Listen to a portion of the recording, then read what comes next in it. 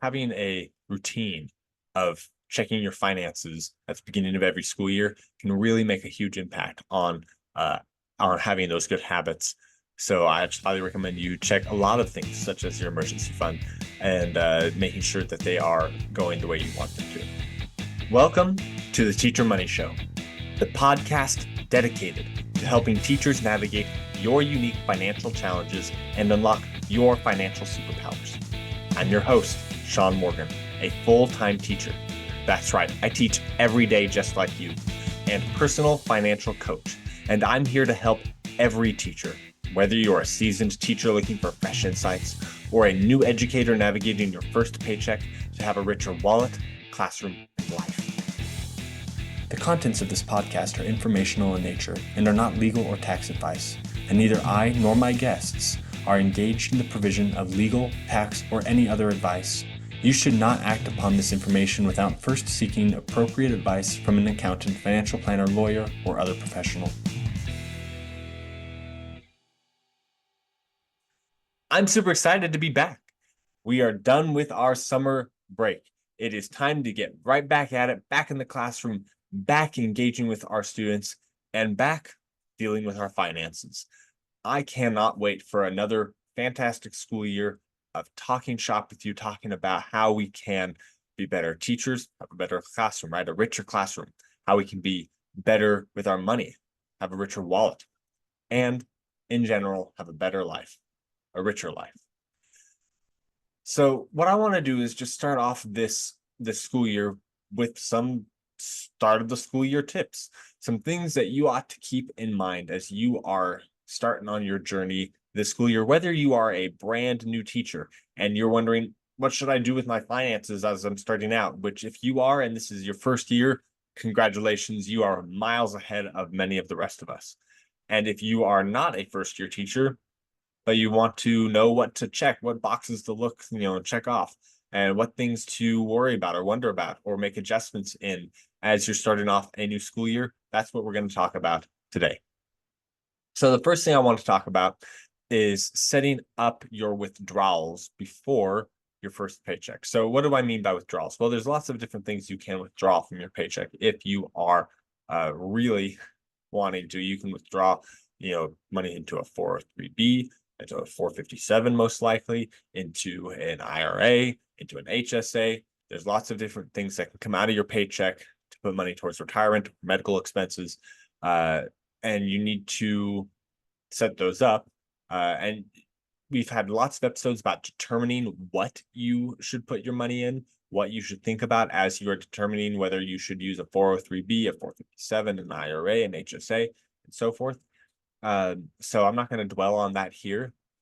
But the important thing is to make that adjustment before your first paycheck for this year comes in, because at the beginning of the school year, they'll often make adjustments to your paycheck, whether that's a change in pension contributions, a change in insurance, although that often happens at the end of the calendar year. And just different changes happen during that paycheck. So whatever your paycheck is going to be, your first paycheck, whether your first paycheck is in August or September for the new school year, it's going to be different already than what you've been used to. So now is the time to make adjustments because you're not in the rhythm of this year's paycheck. If you bump up your contributions, your take-home pay might go down, but you might have an insurance premium hike, which makes your take-home pay come down anyway. So you're going to have to adjust to a smaller paycheck as it is. Now's the time to make that adjustment. And you remember, if you're putting money into an account, like a 403, 457, an IRA or an HSA, that money is your money still. It's just paying future you. It's giving yourself in the future money to retire on. And if you're putting in money that is going to reduce your taxes, so we're not talking about Roth accounts, but HSAs, traditional 457, traditional 403B, a traditional IRA, that's going to reduce your taxable account. So if you put, say, $100 in there and you have a 10% tax rate, okay, you're losing $100 that's going into your account, but the amount of money that comes out of your paycheck for taxes is going to be slightly less, to the tune of about 10%. So you'll have about $10 there that are not going to be taxed out of that 100, which is just very rudimentary. That's not exactly how it works, but just for the math of it, 10% of that 100 is going to not be taken out for taxes. So you'll only really lose $90 from your paycheck as you contribute money to those traditional accounts. Now, a traditional account might not be your option. You might want to choose a Roth account for various reasons. But either way, you want to make those adjustments now before you're mid-year in the roll of things, figuring it out and making those adjustments when you've already got yourself set in kind of a rut for the year is not the best time to do that. So having that done beforehand, updating your contributions. Now, one more thing to talk about that. If your contribution is a percentage of your paycheck, say it says, how much would you like to donate? And you say 10%, not donate. How much would you like to contribute to your account? You choose 10%. As your paycheck goes up, your amount of contributions goes up. So you don't have to worry about that. But if you say get on your account, and if you don't know if it does this or not, you might want to check. If you get on your account and it says, how much would you like to contribute? And it gives you a dollar amount. I want to contribute $100, $200, $500 to my retirement. That number is not going to change no matter how much money you make. So if you don't have that percentage option, every year you need to update that to account for your increasing income, because you want to be putting away a percentage of your pay, because that's going to handle the inflation over time.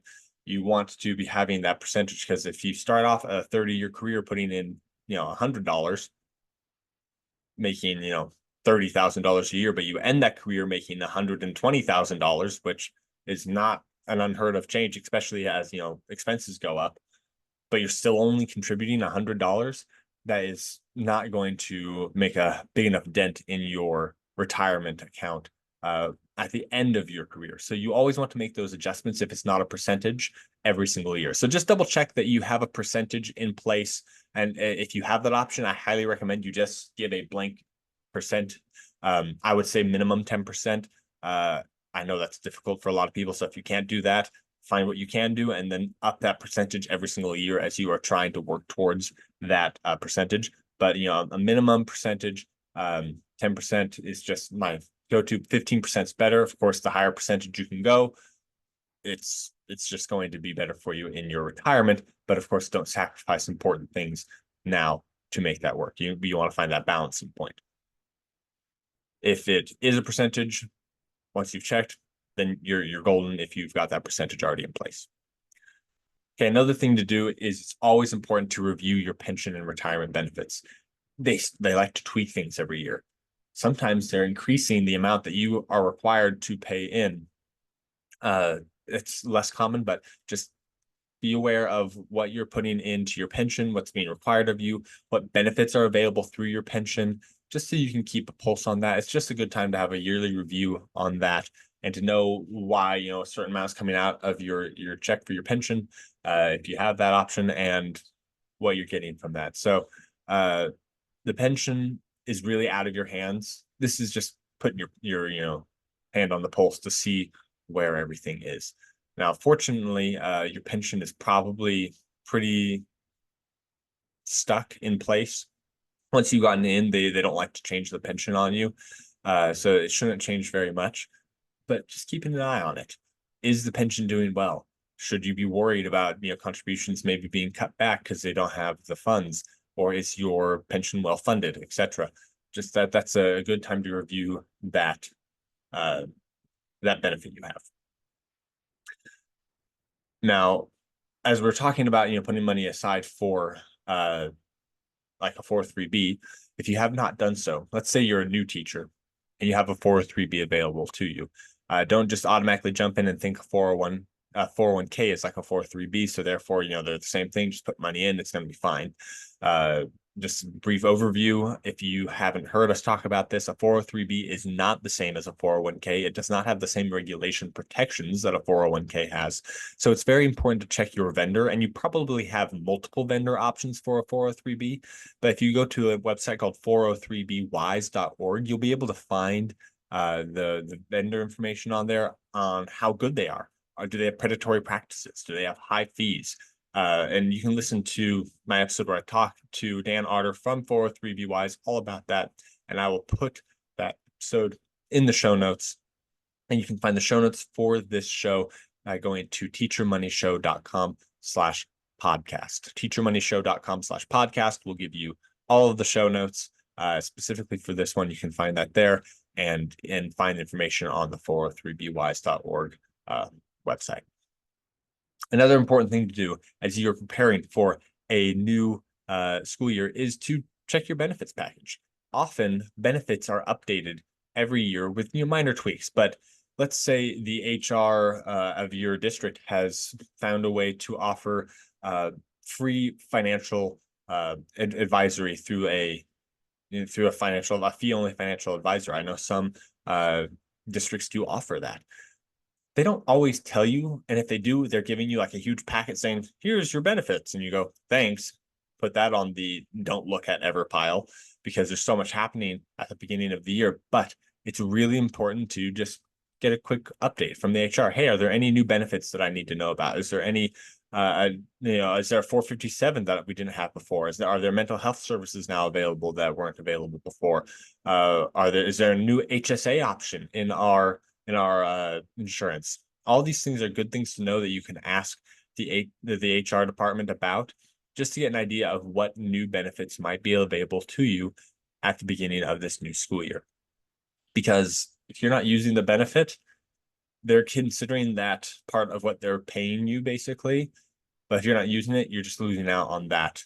I mean, I'm not saying you need to use it if you don't want to use it, but if it's there and you are going to get financial advisory services already, and you can get it for free through your district or pay for it on your own, why not use the district free version? It'll help you out. So just make sure you know what those benefits are, so that way you aren't paying for something that you don't need.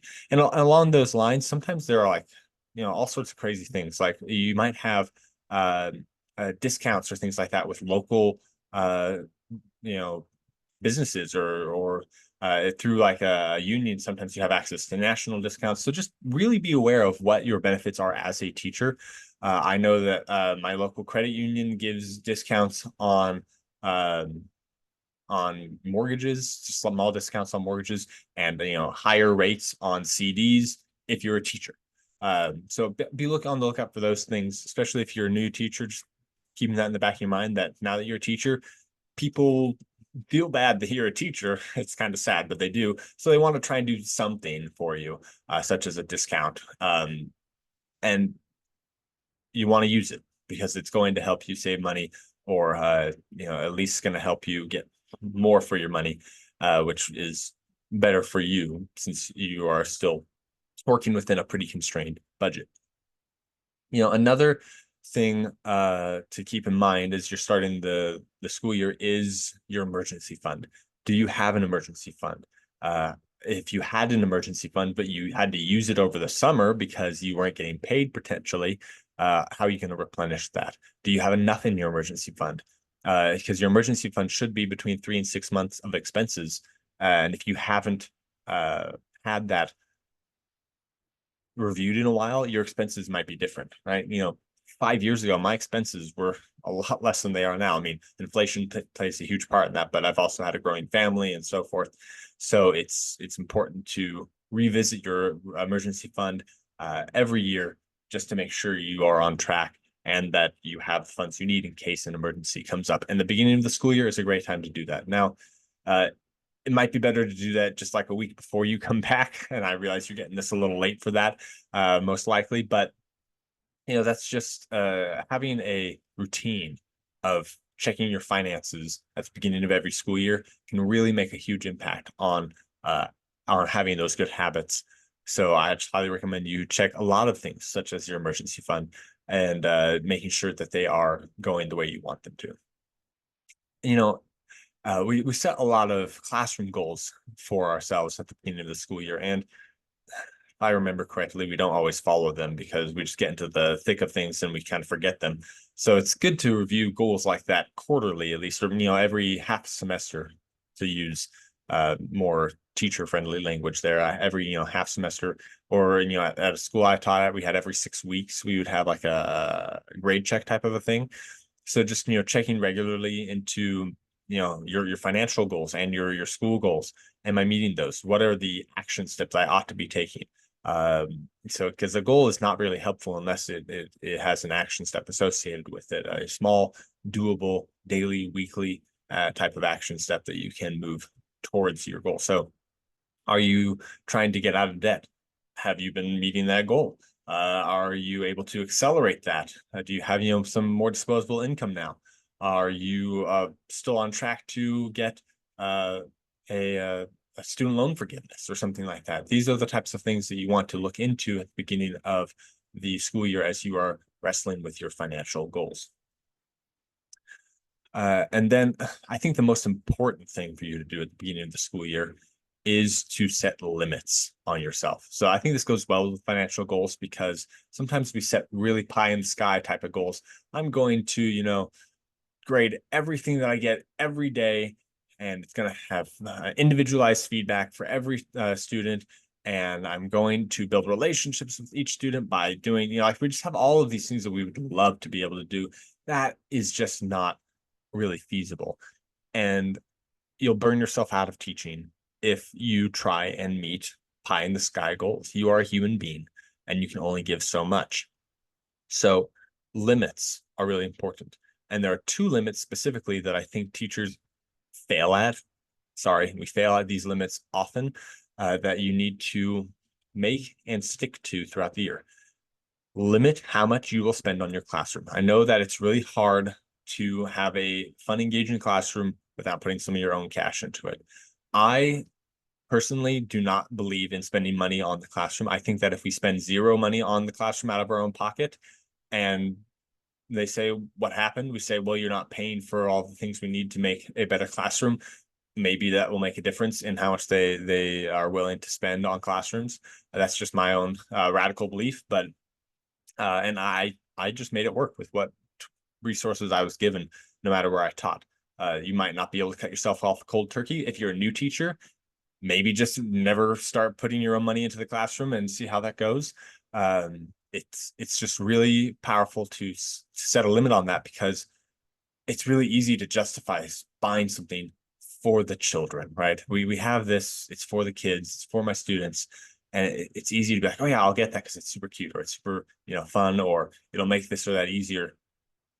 But there are a lot of ways to get around that without spending your own money. I did a whole episode on that. I'll link to that. I think it's just the very first episode that I did. We talked about spending for your classroom. So I'll link to that in the show notes. Once again, teachermoneyshow.com/podcast. You'll be able to find all the show notes and the links to those there.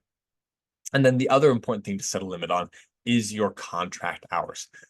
These are our contract hours for a reason. Okay, we are getting paid for like 7:30 in the morning to 4:30 in the afternoon, whatever your contract hours are. That's just probably a little bit wider of a range than it usually is. That's where you are getting paid. That's what you're getting paid for. So when we complain about getting underpaid, it's because we are putting in more work than our contract hours. Because if you look at it, if we just worked our contract hours, we would be doing okay. But the problem is it's really hard to do our job within our contract hours. Now, if you can't make it work just in your contract hours, I understand. I didn't always just work my contract hours as a regular public school teacher. It's hard. I'm fortunate to be teaching online right now, which I think helps me stay within my contract hours as much as I can. So setting limits on how much you will work outside of contract hours, I think is really important. I would say you can work outside of contract hours as long as you're doing it at the school for a little while and not at home. I think that having that barrier between your work at school and your work at home, and just being at home and not working at home, is really important to maintaining your sanity and not burning out. So just setting those limits. This is what I'm going to do. I'm going to work this many hours. I'm going to try and stay within my contract hours. So I can't, I'll have, this contingency in place of how much I'll work outside and make it work from there. This will just really help reduce burnout. And that's what I'm trying to do. I'm trying to stop you from burning out as a teacher. So that way you can enjoy all the benefits of teaching. You can have all the wonderful parts of being a teacher, and if you are working just your contract hours, the pay can be manageable, especially if you're going to, maybe use a few hours here and there outside to do a little hustle. Doing a little hustle during the summer can really beef up that income if you want to, and it will allow you to stay in a good place as a teacher while also making a little bit of extra income, and then enjoying the benefits of teaching a full career. If you teach a full career and you have like a pension, that's huge. A lot of people don't have that option. A lot of people are going to not have the benefits of a pension. And we have just wonderful not feedback, wonderful dividends paid to us by our wonderful job if we can go throughout our entire career being a teacher. And it's just a wonderful, wonderful thing. So please don't put yourself out. Set limits. Make sure you're not overworking yourself. Make sure you're not spending too much on your classroom, so that way you can keep more money for yourself to do the things that matter most to you. The last thing that I want to talk to you about is, what do you do if you're hearing all these things and your head is spinning? You're like, I don't know what to do. I don't know where I should go or how I should get started. I would say get some coaching. There are lots of places you can get coaching. You can get some help, getting started, get some help putting your life in order, setting your financial goals and so forth, setting your limits, what limits are best for you. And I recommend you get it. You can get it from me. I do financial coaching. You can come on the podcast. We can do coaching there, or we can do one-on-one coaching outside of the podcast. That's up to you. You can go to teachermoneyshow.com/guest, and you can just tell me I'm not wanting to come on the podcast, but I need some help, and we can figure something out if you're not interested in coming on the podcast. But filling out that form, you'll be able to come on the podcast or work with me one-on-one to get the coaching you need to have just a rock star year, get your finances in order, and be ready to go. Now, remember, whatever it is you want to accomplish, it starts with you. What I mean by that is, when you improve yourself, the world improves. People like to blame other things. They say, this is the reason why I'm not successful. That's the reason why I can't get ahead. That might be true. It might be a headwind against you. But if you stop blaming other things and say, what can I do to get ahead? What can I do to be successful? What can I do to help this student who is stubbornly not wanting to do anything and refuses to listen to any advice I give or do any of the work? I know we've all dealt with students like this, but what can I do? What can I change to help this student? What can I change to become better with my finances? What can I do to keep more money in my pocket? What can I do to have a more joyful life? If you start with you will be successful. That's my favorite piece of advice to give you as you're starting off this new school year. You are in control of your life. You can do it, regardless of all of these things that might be pushing against you, because you are amazing. You're a teacher. Teachers are rock stars. Hands down, doesn't matter. If you can teach, you are amazing and you can do anything. I firmly believe that, and I cannot wait for another fantastic year of us just talking together on this podcast, talking about our finances, talking about our classroom, and having a richer wallet, classroom, and life. If you really appreciated this show, if you are feeling revved up to get going, I just want to invite you to subscribe to the show. Just make sure you get notified, get that automatic download so you can listen to the podcast immediately as soon as it drops, and tell a teacher friend. This is life-changing information. If teachers knew this, if every teacher knew how to handle their finances, the world would be radically different, because teachers teach other people, and we teach other people by our example a lot. And we teach other people by, just putting in little life lessons here and there. If every teacher knew how to do finances, we'd be able to change our students' lives as well as our own. So please tell a teacher friend about the Teacher Money Show. And I cannot wait for us to have more great conversations like this moving forward. If you'd like to come on the podcast for coaching, to share an expert opinion, or just to talk about a topic you think is relevant, I'd love to talk to you. Just fill out the form at teachermoneyshow.com/guest. I look forward to talking with you.